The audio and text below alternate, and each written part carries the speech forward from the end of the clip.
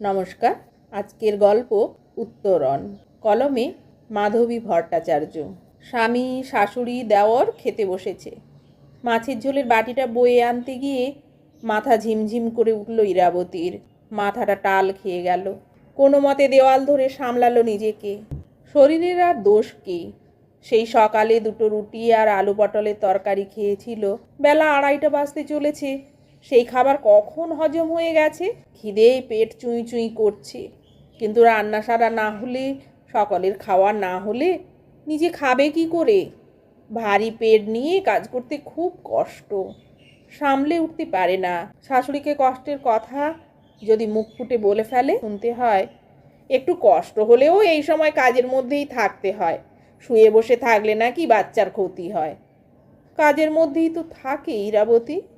প্রতিবাদ করে কোনো লাভ নেই। এতদিনে তা জানা হয়ে গেছে। মাছের ঝোল মুখে দিয়েই অজয় চেঁচিয়ে উঠেছে। কি বানিয়েছো এটা? এত ঝাল দিয়েছো কেন?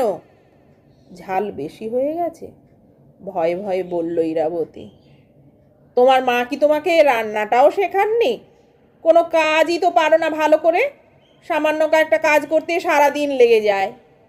হ্যাঁ হ্যাঁ করে হাঁপাতে থাকো কুত্তার মতো জিভ বের করে। মনে হয় লাথি দিয়ে ঘর থেকে বের করে দিই। অজয় পা উঠিয়ে লাথির ভঙ্গি করে। একটু পেছনে সরে গিয়ে ইরাবতী ক্লান্ত গলায় প্রতিবাদ করতে চায়। এই অবস্থায় কাজ করতে গেলে কষ্ট তো হবেই। খাওয়া ফেলে উঠে দাঁড়ালো অজয়। রাগে মুখ লাল। মুখের ওপর কথা! কত বড় স্পর্ধা এই রোগা প্যাংলা মেয়ের! যাকে পায়ের নিচেই মানায় সে হঠাৎ করে ফনা তুলবে কেন? ফনা তুললেও থেঁতলে দিতে দুবার ভাববে না অজয়। কেঁপে উঠে আরও পিছনে সরে গেল ইরাবতী। অজয়ের এই রূপ সে চেনে। পিছিয়ে গিয়ে দেওয়ালে পিঠ থেকে গেলেও কেউ ওর সামনে আড়াল হয়ে দাঁড়ালো না। লাফিয়ে এসে ইরাবতী চুলের মুঠি চেপে ধরে অজয় চেঁচিয়ে বলল, কোনো কাজ করতে পারিস না, আবার মুখে মুখে তর্ক করিস? দাঁড়া, এই মাছের ঝোলটা তোকেই খাওয়াবো পুরোটা। জোর করে ইরাবতীর মুখে ঝোলের পাত্রটা উপুড় করে দেয় অজয়। ইরাবতীর সারা মুখে শরীরে গড়িয়ে পড়ে ঝোল। প্রাণপণে নিজেকে ছাড়াতে গিয়ে টেবিলের কোনায় ধাক্কা খায় ইরাবতী। এতক্ষণ নীরব দর্শকের ভূমিকায় থাকা শাশুড়ি মুখ খোলেন। আহ অজয়, হচ্ছেটা কি? ওর পেটে তোমার সন্তান, ভুলে যেও না। বাচ্চার ক্ষতি হয়, এমন কাজ করো না। ইরাবতীকে ছেড়ে দিয়ে অজয় বলল, মুখটা দেখলেই মাথা জ্বলে যায়।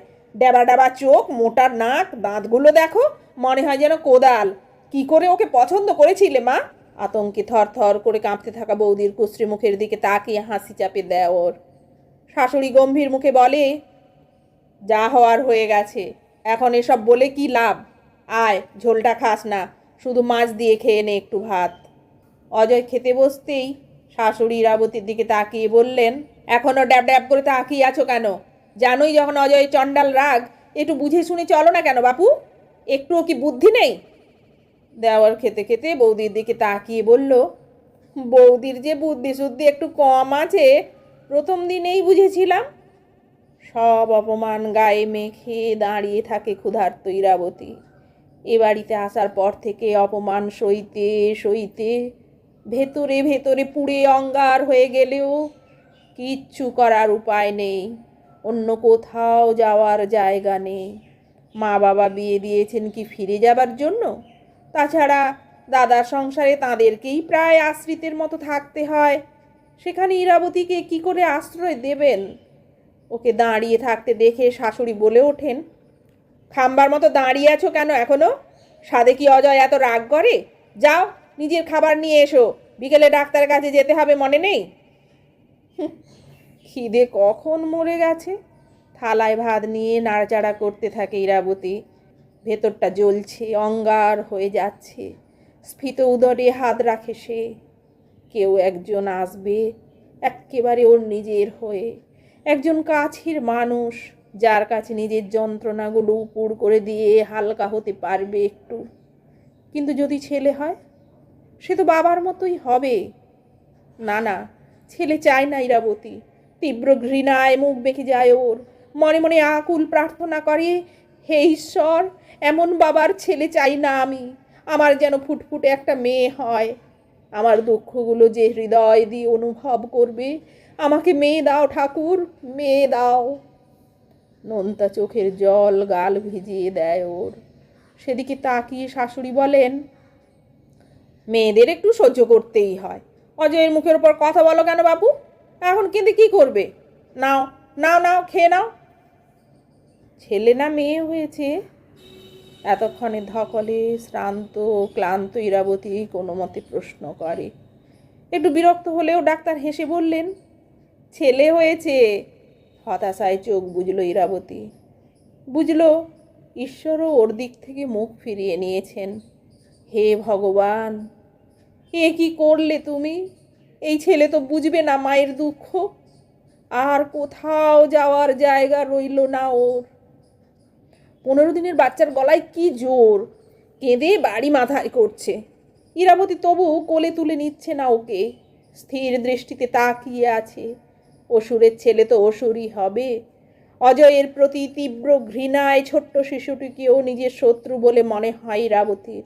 অজয় ঘরে ঢুকে ইরাবতীকে দাঁড়িয়ে থাকতে দেখে প্রচণ্ড ক্রোধে এক লাথি দিয়ে বলল, কাঁদছে, শুনতে পাচ্ছিস না? বাচ্চা কিভাবে মানুষ করতে হয় সেটাও শিখিয়ে দিতে হবে। শালি মা হয়েছে দেখো। ইরাবতী বাচ্চাকে কোলে তুলতে যেতেই অজয় কেড়ে নিল ছেলেকে। চেঁচিয়ে মাকে ডেকে বলল, মা, এই কুত্তি তো ছেলে মানুষ করতেও জানে না, তুমিই সামলাও নাতিকে। শাশুড়ি নাতিকে কোলে তুলেই বিরক্তির সঙ্গে বললেন, কখন থেকে ও কাঁদছে, খিদে পেয়েছে বুঝতে পারছো না? নাও দুধ খাও। শিশুটিকে বুকে চেপে ধরে কেঁদে ফেলল ইরাবতী। এই নরকে সে এতদিন ধরে বেঁচে আছে কিভাবে, সেটাই বিস্ময়ের ব্যাপার।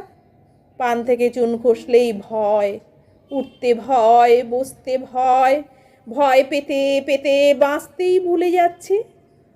কখনো কি এই নরক থেকে উদ্ধার পাবে না?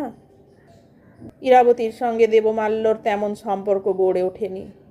কিছুটা ইরাবতীর উদাসীনতার জন্য, আর কিছুটা অজয় আর ওর মায়ের জন্য। ছেলেকে ভালো করে বুঝতেও পারে না ইরাবতী। এত কম কথা বললে বুঝবে কি করে? মায়ের থেকে বেশি ঠাকুমার কাছেই বড় হয়ে উঠেছে দেবমাল্য। এবছরে ক্লাস 10 হলো। কথা কম বলে, বয়সের তুলনায় অতিরিক্ত গম্ভীর, যেটা বেমানান লাগে মাঝে মাঝেই। একটা মেয়ে হলে এতদিনে ইরাবতীর কত কাছের হয়ে উঠত। বড় আফসোস হয়, এই অপমানের জীবন থেকে বুঝি মুক্তি নেই ওর। স্কুল আর টিউশন থেকে ফিরে ছেলে গম্ভীর মুখে ভাত খেয়ে নিজের ঘরে ঢুকে যায়। পড়াশোনা করে অনেক রাত পর্যন্ত, কারোর সাথেই তেমন কথা বলে না। আজ ছেলে ভাত খেয়ে নিজের ঘরে ঢুকে যেতে ইরাবতী একটু পরে রাতের খাওয়ার জন্য ভাত বসিয়ে এসে একটু শুয়েছিল। কখন চোখ লেগে গেছে বুঝতেই পারেনি। ঘুম ভাঙল অজয়ের চেঁচামেচিতে। পোড়া গন্ধে ভরে গেছে বাড়ি, ধোঁয়াময় চারধার। সর্বনাশ, ভাত পুড়ে গেছে। ধড়মড় করে উঠে বসলো। অজয় ততক্ষণে ঢুকে এসেছে ঘরে। এতগুলো ভাত পুড়ে ছাই হয়ে গেল, মহারানী ঘুমোচ্ছে ভাত বসিয়ে রেখে, তোর বাপের বাড়ির থেকে খাওয়ার টাকা দেয়? এতগুলো ভাত নষ্ট হলো, তোর হুঁশ নেই? স্টুপিড। ও কখন ঘুমিয়ে পড়েছি বুঝতে পারিনি। এক্ষুনি আবার ভাত বসিয়ে দিচ্ছি, আমতা আমতা করে বলল ইরাবতী। দাঁড়া, তোর ঘুম বের করছি। এক থাপ্পড়ে সব ঘুম উড়ে যাবে এক্ষুনি। থাপ্পড় মারতে হাত তুলল অজয়। চোখ বুঝে ফেলল ইরাবতী, কিন্তু কই, উদ্যত হাত তো গালে এসে পড়ল না। অবাক হয়ে চোখ খুলল। সঙ্গে সঙ্গে পা থেকে মাথা পর্যন্ত বিদ্যুৎ খেলে গেল যেন। একটা হাত চেপে ধরে আছে অজয়ের উদ্যত হাতখানা। হিস হিসে কণ্ঠে এসে বলছে, খবরদার, আর একবারও যদি মায়ের গায়ে হাত তুলেছ তো পুলিশের কাছে যাব। অনেক সহ্য করেছি, আর নয়। ছেলের রূপ দেখে হতভম্ব ইরাবতী। 14 বছরের ছেলের চোখে কি ক্রোধ আর ঘৃণা! এই ছেলে কোথায় ছিল এতদিন? ছেলের চোখে জল আর আগুন মিলেমিশে গেছে। কান্না বিকৃত গলায় সে বলে চলেছে, ছোট্ট থেকে দেখে আসছি মায়ের সঙ্গে বিনা কারণে খারাপ ব্যবহার করো তুমি।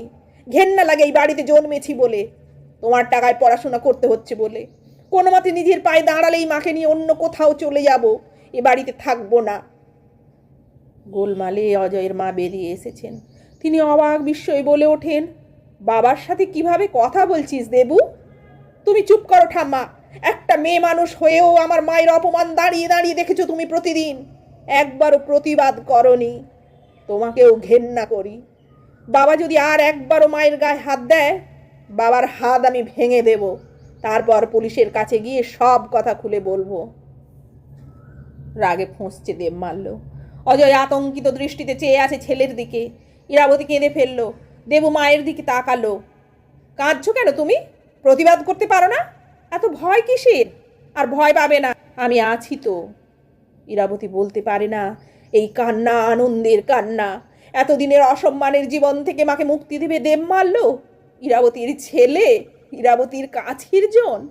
ছেলেকে জড়িয়ে ধরে হু হু করে কেঁদে চলে ইরাবতী। নমস্কার।